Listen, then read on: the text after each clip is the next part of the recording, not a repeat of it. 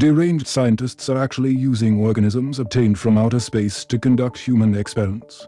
They deceive terminally ill patients into coming here with the promise of a cure. Then they watch as the alien organism crawls onto a man.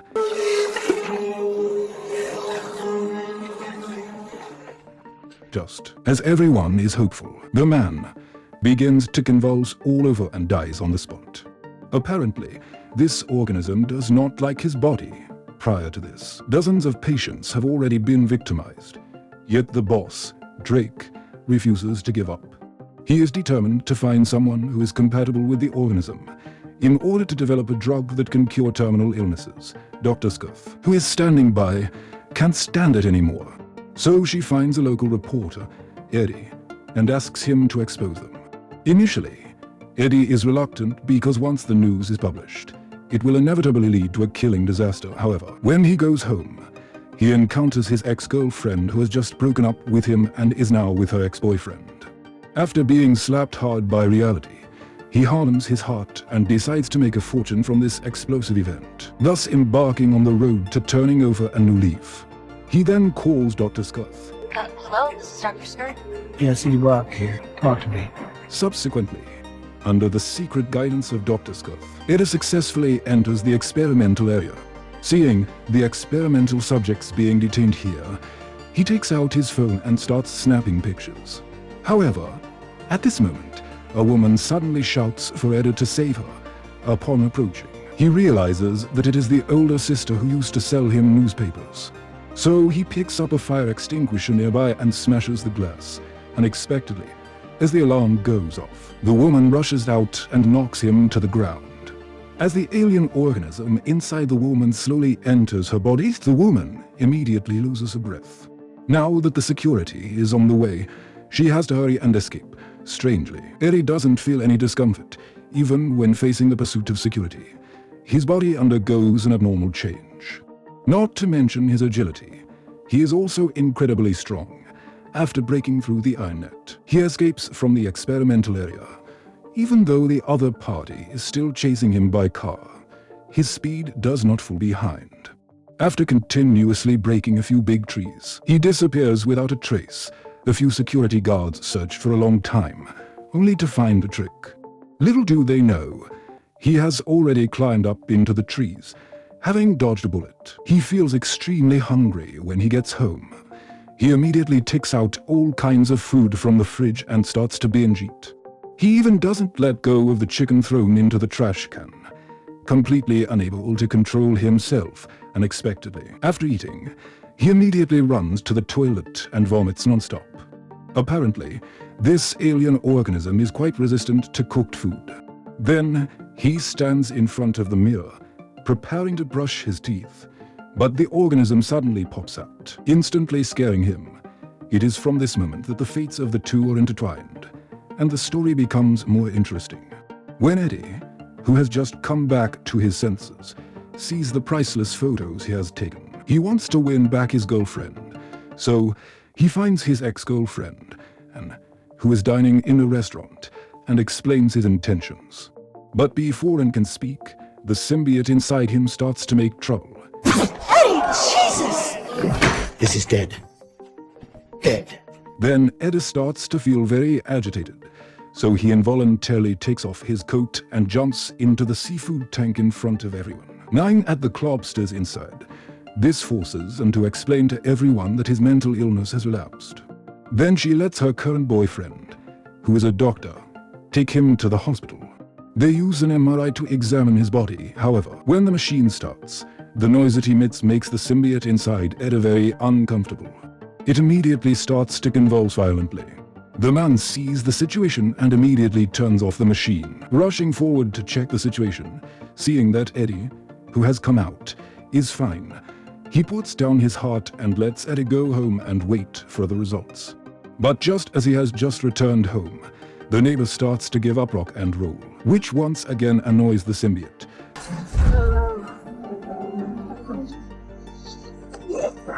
So, it immediately controls Eddie, who is usually very embarrassed, to let the neighbor turn off the music.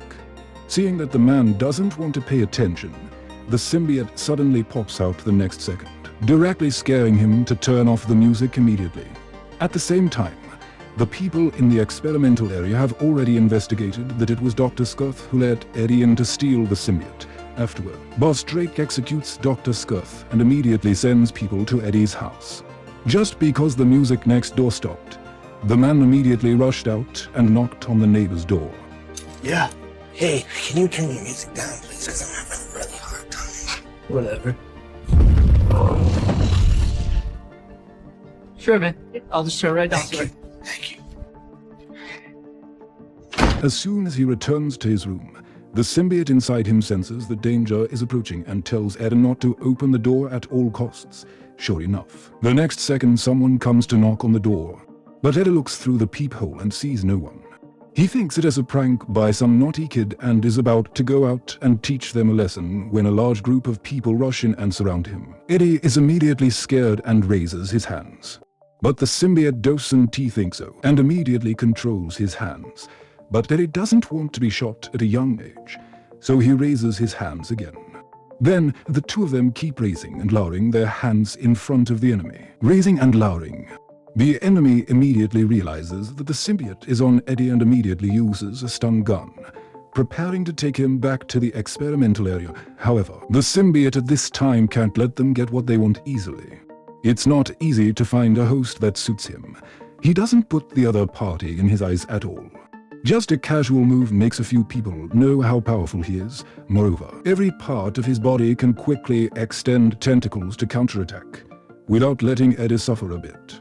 In a short while, he easily solves a few people, but it's not over yet, because more enemies are coming downstairs. In order to stay in Eddie's body without fail, the symbiote has to take him and jump directly from the high building, then use the tentacles to grab the iron plate on the opposite floor, and then swing over. The enemy is so angry that they directly use a machine gun to swoop, but the symbiote changes into a cannon to block all the bullets. Then he comes downstairs, and Eddie quickly runs towards his motorcycle. But when he passes a car, he sees that the appearance of the symbiote is so ugly, and he says that he is a parasite. Unexpectedly, the next second, the angry symbiote sticks him to the wall. Eddie is in a hurry to apologize and let the symbiote let him down.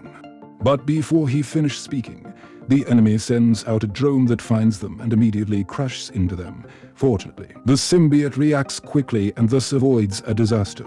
Then the two of them ride a motorcycle and hurriedly escape from here, but the enemy is also chasing after them. They also send out a lot of drones with bombs, rushing towards Eddie. Seeing one bomb after another exploding around him, the symbiote immediately controls Eddie to snatch them one by one. Then, when he is about to turn a corner, he even makes a handsome drift, which makes the enemy stare in amazement. Although he has solved the drone, there are still enemies chasing after him. Just when the two of them are chased to a dead end, the symbiote grabs the person in front of him in advance, and then gives a hard push, and they immediately fly off.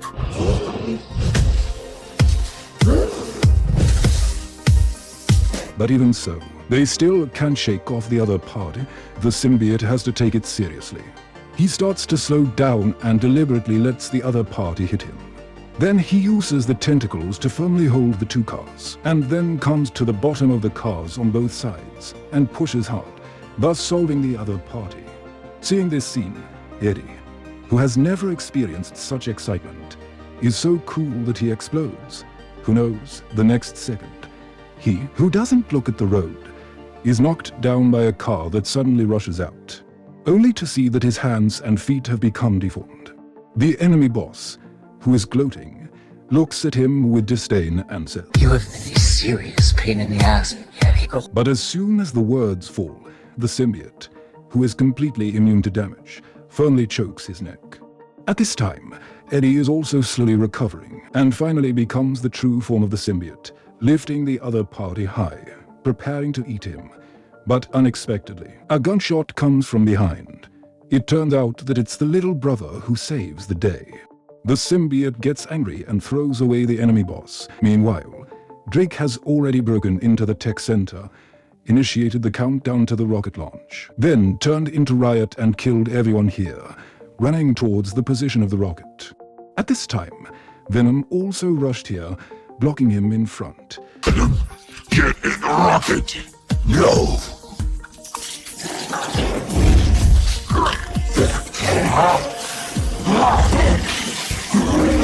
Venom began to counterattack him, using all his strength to knock him flying. But as the leader, Riot, didn't cause any substantial damage. Instead, it angered him even more.